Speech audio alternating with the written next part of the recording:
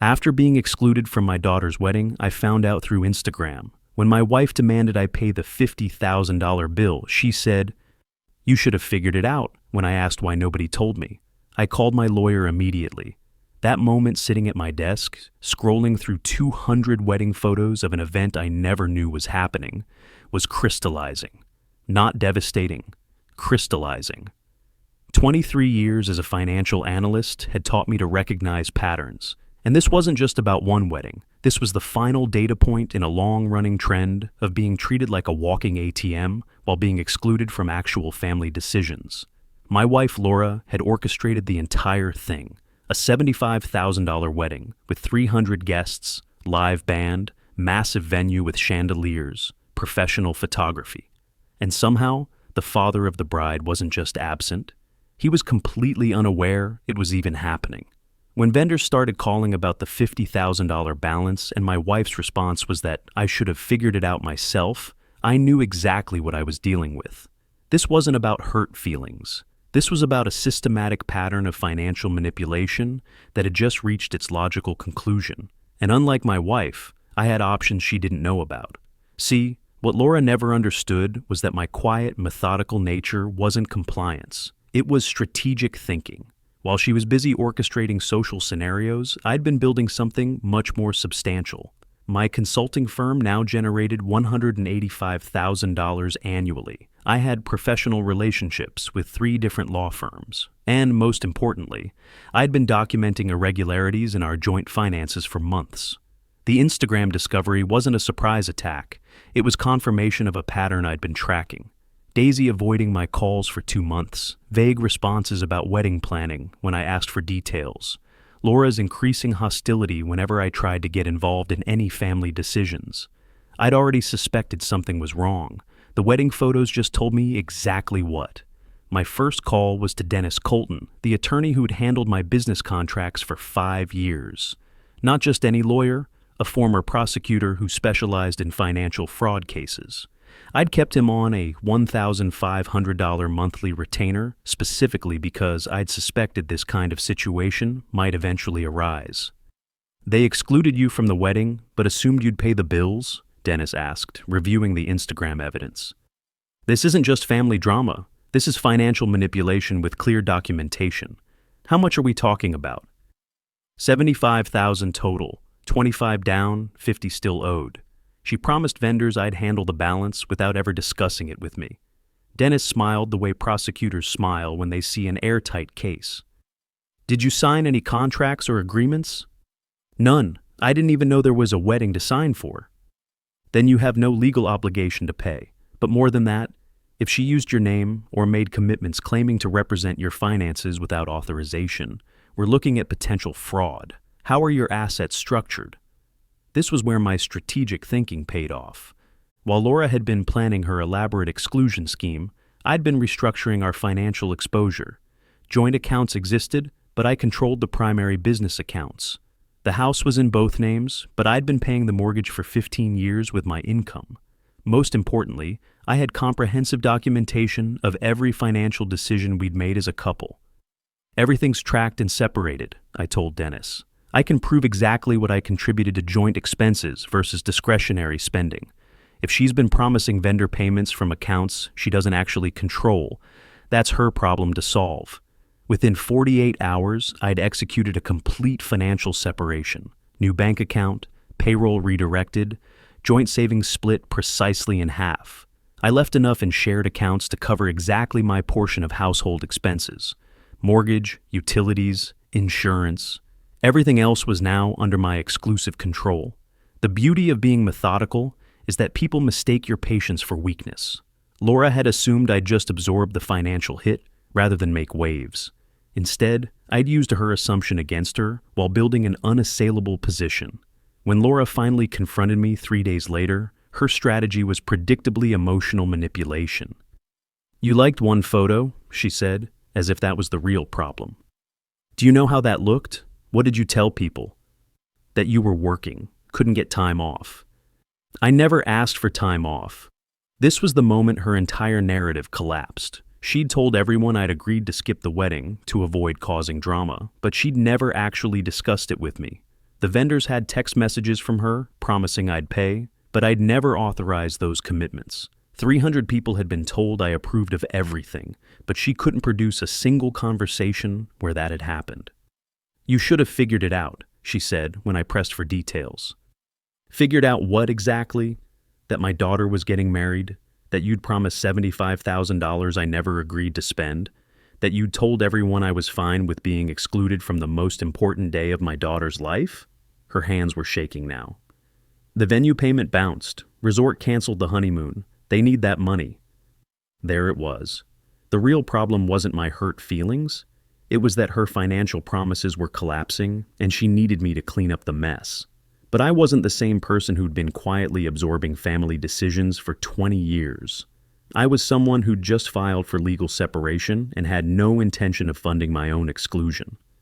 "I promised to help pay for my daughter's wedding," I told her calmly, "not to fund an event I wasn't invited to." When Daisy showed up Friday morning with her new husband Ian, a man I was meeting for the first time, despite him being married to my daughter, the scope of the manipulation became clear. Laura had told Daisy I knew about everything and agreed not to come. She'd told vendors I'd handle the payments. She'd told extended family I was working that weekend. Different lies to different people, but all designed to exclude me while securing my financial cooperation.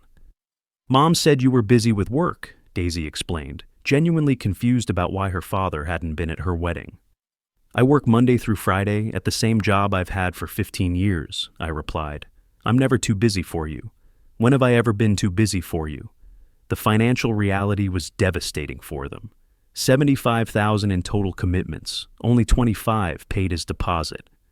Laura had promised the remaining $50,000 would come from savings we had set aside for the wedding, but we'd only had $30,000 in joint accounts total. I'd taken my half, $15,000.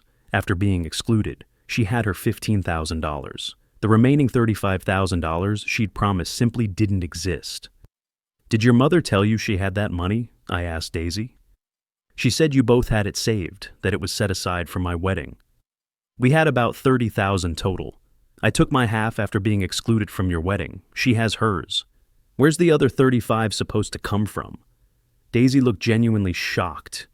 Ian was doing math in his head, realizing they'd signed contracts for more money than most people make in a year, based on promises that were never verified. I wasn't heartless, though. I offered them a $15,000 loan, not a gift, a loan, at $200 per month with no interest.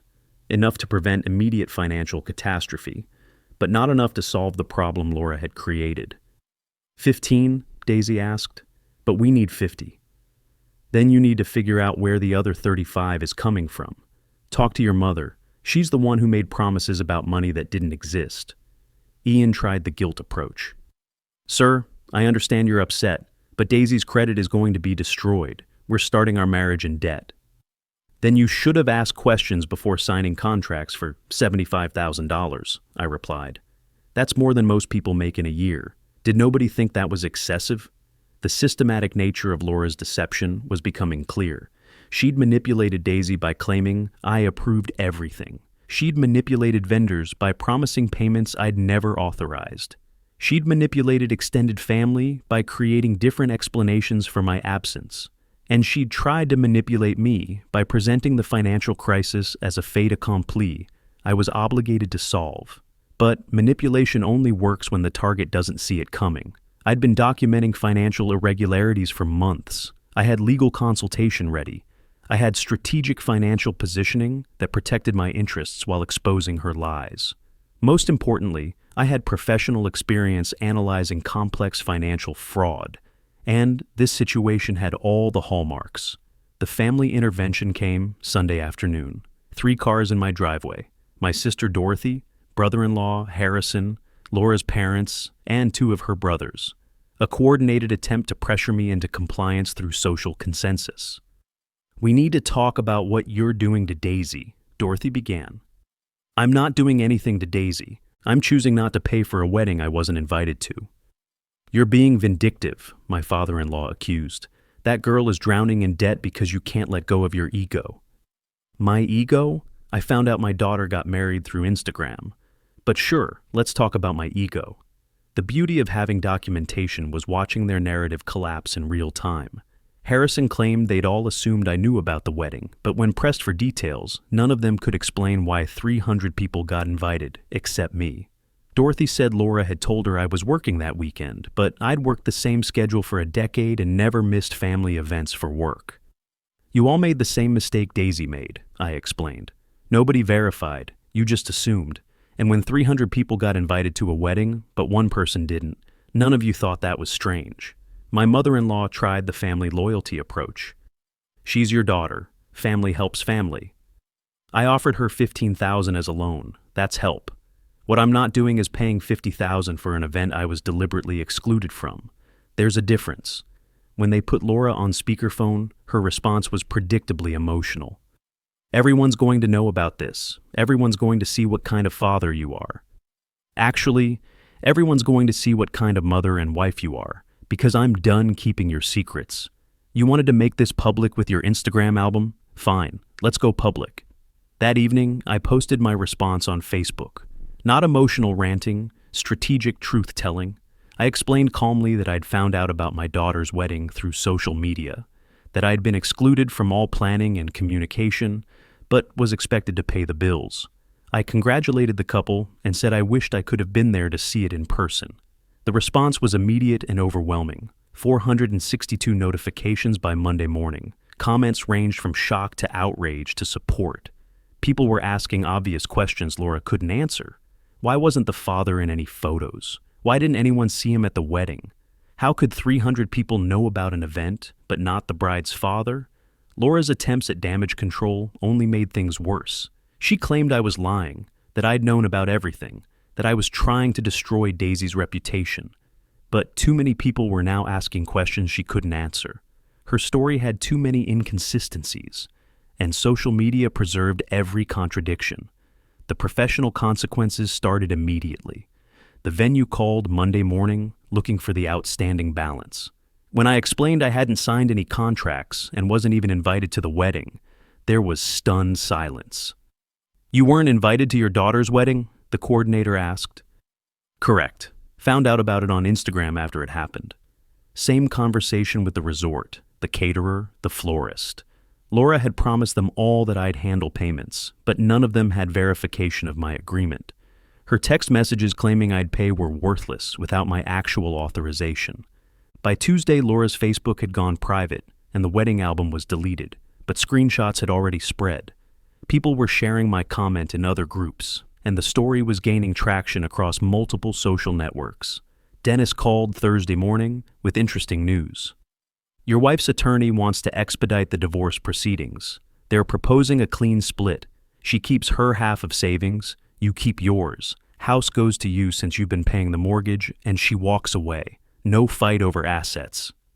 She wants this over before it gets worse for her, I realized. Exactly. Her public image is collapsing and she needs to control the damage. You want to accept? Absolutely. If she's willing to walk away clean, I'll take it. The divorce was finalized within 3 months. No drama, no extended legal battle, just clean separation of assets and responsibilities. Laura had overplayed her hand so badly that fighting would have only kept her in the spotlight longer. Meanwhile, Daisy was learning valuable lessons about verification and trust. She'd been making her loan payments religiously, $200 on the first of every month, like clockwork. Ian's parents had contributed $10,000 to help with the debt, and payment plans with vendors made the remaining balance manageable. More importantly, Daisy was rebuilding our relationship on honest terms. "I should have called you," she admitted during one of our dinners. "I should have asked. Mom said you were fine with everything, and I just believed her." "You trusted your mother. That's normal," I told her. "But you learned something valuable. Trust, but verify." The real vindication came 6 months later, when Daisy and Ian hosted their real wedding celebration. A small dinner at their apartment with people who actually mattered. Ian's parents, Dorothy and her husband, and me. 7 people total, intimate, and honest. I brought them a $5,000 gift. Not a loan this time, but a genuine wedding present with a note reading, "For your actual wedding celebration. The one that matters." Ian apologized properly that evening. "Sir, I should have questioned why you weren't at the wedding. Should have called you directly." You trusted your fiancé. Nothing wrong with that. But now you know, verify important things yourself, even with people you trust. The long-term consequences were exactly what they should have been. Laura's social circle had largely abandoned her once the truth came out. Friends who'd praised her strength for leaving an abusive husband quietly distanced themselves when they learned she'd orchestrated the entire situation. Her perfect social media image was permanently destroyed, and rebuilding credibility proved impossible when so many people had witnessed her lies. Daisy's relationship with me grew stronger because it was now based on honesty rather than manipulation. She'd learned to question narratives and verify facts rather than accepting stories at face value. Her marriage to Ian was solid because they'd faced a real crisis together and handled it responsibly. As for me, I demonstrated something crucial. That methodical, strategic thinking beats emotional manipulation every time. Laura had assumed I'd be too compliant or too focused on family harmony to fight back effectively. Instead, my professional experience analyzing financial patterns and building strategic responses had served me perfectly. I wasn't the broken man sitting at his desk discovering his daughter's wedding through Instagram anymore. I was someone who'd taken control of his life, established clear boundaries, and refused to fund his own exclusion from family decisions. The house was mine, the divorce was clean, and my relationship with Daisy was rebuilt on truth rather than lies. Laura had made a simple strategic error. She'd confused patience with weakness and compliance with helplessness.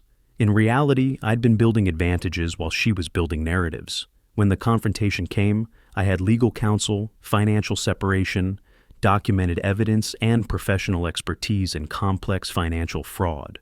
She had stories that couldn't withstand basic verification. The wedding was over, the marriage was over, and the financial crisis had been resolved through responsible payment plans and family support. But the lessons were permanent. Actions have consequences, trust requires verification, and family loyalty doesn't mean accepting financial manipulation. Most importantly, I'd proven that refusing to be optional in your own life isn't selfish. It's essential. People who treat you like a wallet while excluding you from decisions don't deserve unlimited financial support. Setting boundaries isn't cruel. It's honest communication about what relationships actually require. Today, 3 years later, I'm remarried to someone who values partnership over manipulation. My consulting business has expanded into 3 states. Daisy paid off her loan early and maintains an honest, respectful relationship with both her parents. Laura lives 2 states away, having learned that burning bridges has permanent consequences. The story had the ending it deserved. The person who built strategic advantages won, and the person who relied on manipulation lost.